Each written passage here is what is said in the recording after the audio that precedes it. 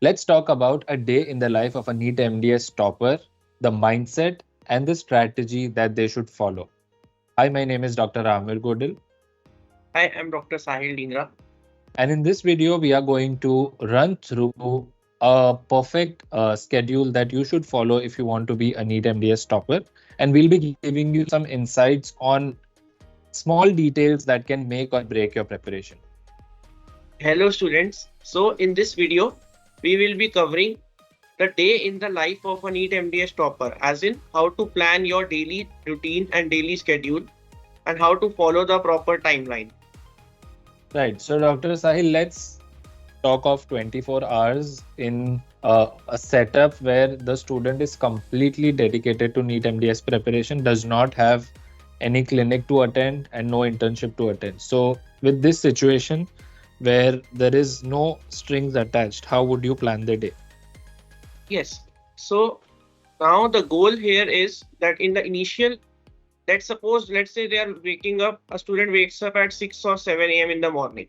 Mhm. Now, in the early morning, we all know that the retention power is much more. Whatever you study early in the morning, it will be retained for a longer period of time.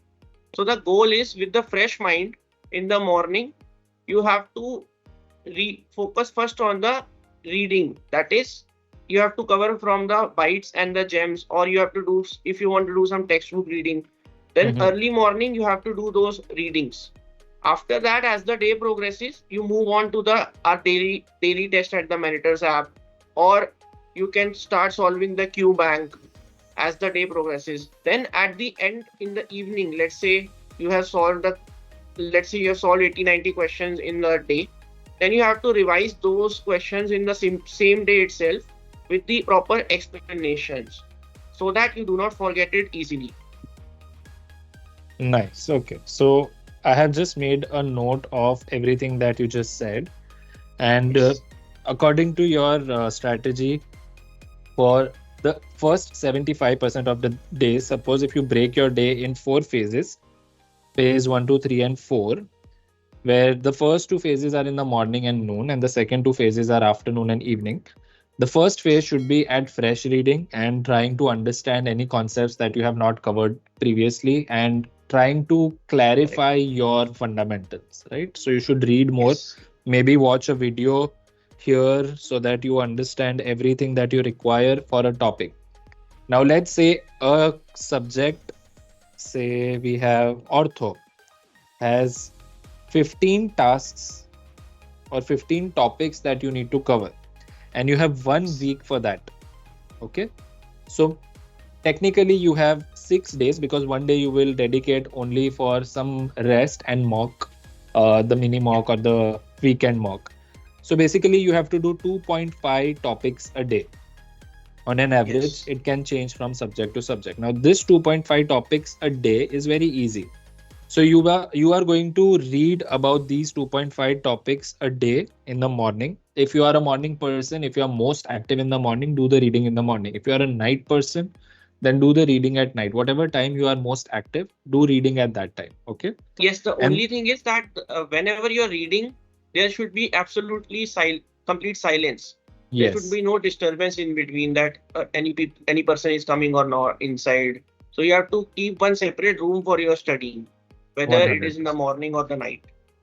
Perfect. So now if we have broken down the topics and we started preparing with the topics, the next thing is to start MCQ. So technically, do you think 2 to 3 hours is enough for the reading part Yes, a day? two to Okay, three so hours for two topics is more than enough. so In two that, to they will three cover the hours. main topics of that particular chapter Okay, from perfect. So the bytes or the gems. you may not need 2 hours some days. Sometimes you may just finish in 1 hour. Sometimes you might need 4 hours, depending on the complexity on the Yes. basis of your understanding of that topic. But you should at least dedicate more amount of time to question solving and reviewing. So if your Yes. total capacity is 12 hours a day for preparation, which is very, and like I'm talking from a very optimistic perspective, 12 hours is way too much. Say 7 hours a day if you are preparing. Then if you are giving 2 hours here, then you have 5 hours remaining for these phases. Okay.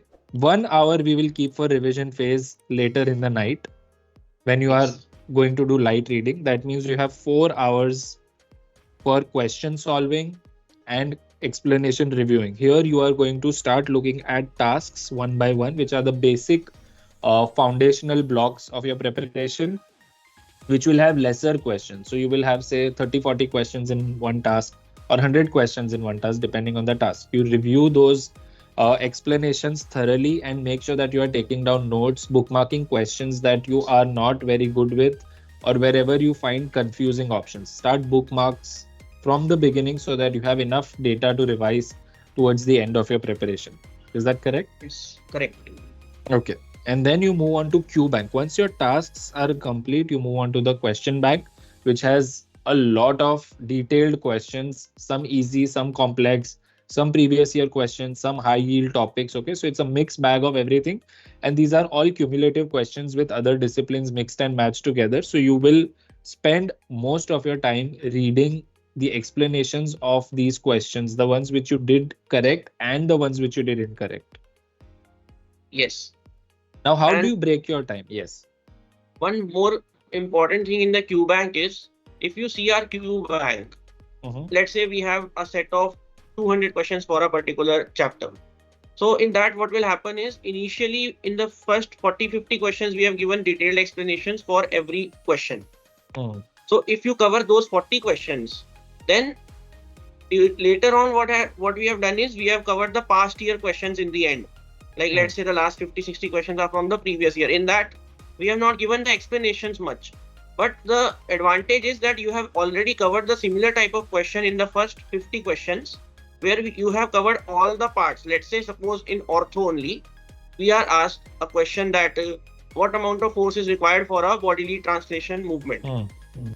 Now, in that, if you will read the explanation, you will cover not just that movement, you will also cover extrusion, intrusion, and etc. Mm. So once you move to the revision part, that is in the Q bank only, once you move to the later questions, so it will be like a practice for you. So in the Yes. Q bank itself, you will have that practice.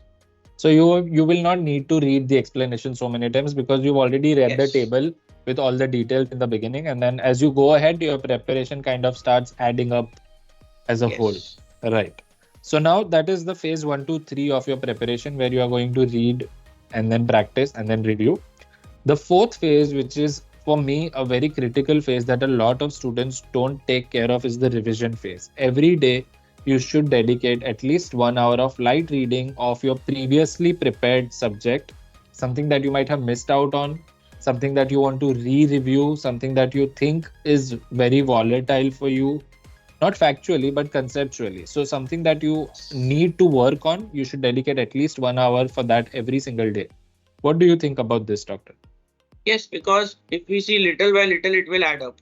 If you are Yes. trying to do a big chunk in one particular day, it will not be that useful. Every day, Mm. small stuff, if you keep revising, then the burden will not be there at the end. Right. And how do you tackle notes making at this point of time? Do you have to spend a lot of students? What they do is when they see something, they're like, oh, let me write this down. And they will end up writing the whole story from front to back, everything in the notebook. So it is so difficult to cope up with time management when you have so much to write. Any tips for that? Yeah, so do not write big sentences in the notes. Just focus on the keywords. Like, Yeah. for And example, you can write what all topics to cover in this particular chapter. Then when you okay. are covering those topics, in those you can write if there is some important histological feature or radiographic feature. Only the big words. If you are So writing the whole sentences, then obviously it is very difficult to complete the subject on time. that's correct. So don't topics to read would be one thing, and then keywords, and then objective type questions where you have one word kind of description of things. And whenever they are watching videos, I have noticed that a lot of students are going to watch the entire video on 1x speed and all the videos at all the times. Again, that is not necessary. If you are missing out on that knowledge from that topic, or if you want to add more knowledge to that topic, watch the task video. If you read the task, if it doesn't make sense, then you will benefit from watching the video because someone is explaining it to you. So you see, look at the Yes. task, just run through the whole bite and see if it is making sense. You might not want to watch the whole video. Yes, sometimes the video will also contain very good illustrations. It will also have some additional explanation that you can do after you finish the Q bank. So once you finish the Q bank and now you are relaxed for the day, come back and see the video. Watch the video towards the end when you are, just in light mood to see things. So you are not 100% draining yourself in the beginning and you're not wasting too much time. So if you think there is enough time at the end of the day, watch videos and then kind of, add a layer of more preparation to your day. Correct. Right. And what happens for those students now in situation two, we have someone who is an intern and working at a clinic or something, and they aim to be the topper. Now they have limited hours because say 24 hours out of which 8 hours is college and work, 8 hours is sleep. Okay, that Yes. leaves us with 8 hours, of which 2 hours you cannot do anything because you are either traveling or you are too tired or you are taking a nap. That leaves us with 6 hours. And now, how do you maximize your preparation in these 6 hours? Yeah, so these type of people will have to follow a approach where they are using only the keywords and the synopsis of a particular chapter, which they Okay. can do through the bytes. After that, they should focus more on the MCQ solving because they do not have so much time as a, let's say, person who has got full day at his disposal. Hmm. So they cannot go through the entire books. What they have to do is they have to focus more on a MCQ based learning compared Hmm. to the textbook learning. So, if they dedicate 1 hour to reading, and they should be able to find some time during the college hours because usually internship Yes. may not be so busy. So, do the reading during your internship time during your college hours. If you want to solve questions, very good, but make sure that you're going through the explanation simultaneously. Don't keep it pending for later because if it's fresh on the day, it helps you a lot to retain it for longer. Now, MCQ practice should be maximum of your time on a basis where you are working elsewhere. So 3 to 4 hours a day you should be able to completely dedicate to MCQ practice and explanation reviewing. Yes. I think that should And be one sufficient. more thing they can do is they can do the tasks such as MCQ solving during the college hours. Mhm. Because the main goal is to during the reading time they should not have a disturbance. Perfect. But once they have already read the subject, they know now they just have to solve the questions. When it comes to solving, even if let's say they have solved three questions and then Mhm. somebody calls them for some work, Mm.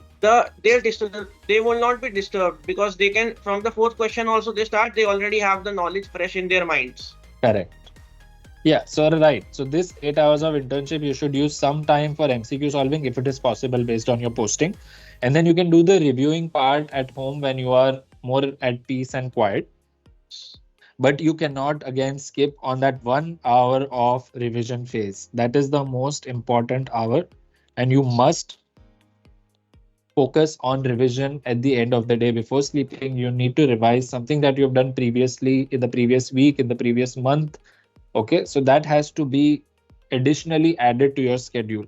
Now, the strategy still remains the same. Watch videos when you are relaxed, do the reading when you are more active, solve questions when you can in the middle of the day, and review the explanations when you are at your like in the most peaceful place. But having said that, I know that it is a very difficult task to follow when you have to time yourself and schedule yourself so thoroughly. It takes at least 1 to 2 months, I would say, to get into the practice of developing this routine. Okay. If you start giving up from the first 2 weeks, you're like, it's very exhausting. You will find it very difficult to follow the routine. But if you Yes. make this routine in the first 2 months, it is going to be very beneficial and you can really score very well if you start this practice from the beginning. Yeah, and one more thing that let's say suppose one day I'm giving 6 8 hours, the next Hmm. day I'm only able to read 3 to 4 hours. Hmm. So the thing is not to feel demotivated Mhm. because this you have to focus more on consistency. You nobody is perfect. You cannot be perfectly doing 10 hours of reading every day. But let's say someday you have a function to attend, so you will not be able to dedicate that much time. The main objective here is that there should be regular revisions. Like Mhm. we are saying, daily revisions are also very important, then weekly revisions, and at the, let's say, suppose after 3 or 4 months of preparation we have covered 7 8 subjects. Mhm. Now once we are covering the newer subjects, we should not forget the older subjects. We have to keep revising in between. Let's say I'm getting bored today, I'm reading ortho, now I am bored of ortho, so I can revise perio which I read 2 months back. Mm. Not the entire perio, even if we revise 2 3 main topics, it Mm. will add up in the final preparation Yes. stage. 100%. And especially when you have these weekly checkpoint tests where you get a mixed bag of subjects, you will be able to identify where you are missing out on. So you will know exactly which subjects you are weak at, and it helps you in revision. Even when you start national mocks and when you get your AI recommendations, you will understand which subjects you must focus on in your revision time. So this is something that we really recommend our students to follow, and this is a foolproof plan from our previous year toppers. And whenever we've spoken to them, we try to extract all the information, including Dr. Sahil Dhingra. He's an INI-CET topper, rank 1 from his year, and he was a Meritor's user. And I know that his insights on this whole topic is very valuable, and we trust that this will give you the kind of success that you are aiming for. So with that, is there anything else you would like to add, Doctor? Yeah, one last point, that along with this, if you keep regularly giving the practice test, you will also have a proper time management, Mhm. which will be very beneficial for the final exam, because there you have to go through the paper at least 2 to 3 times within the 3 hours. Correct. Yes. So take mocks as they come, take them in the routine. We will talk more about mocks when we are closer to the exam. But for now, this should be Yes. your strategy if you are preparing for NEET 2026. And if you want to have more updates on your preparation strategy, if you want to see what other students are going through, we will be discussing a lot in these segments of videos. So if you have not subscribed us on YouTube, please hit the subscribe button and do like this video if you found this content useful. You can also follow us on Instagram. You can join Telegram for group discussions and Q&A. Our faculty is live there and we discuss topics one by one live, and it is very helpful. It is group learning free of charges. If you've not downloaded the Meriters app, you can find the link in the captions below. Give it a try and I'm sure you will find it beneficial. And with that, we wish you all the very best and thank you so much for watching. Thank you and all the best.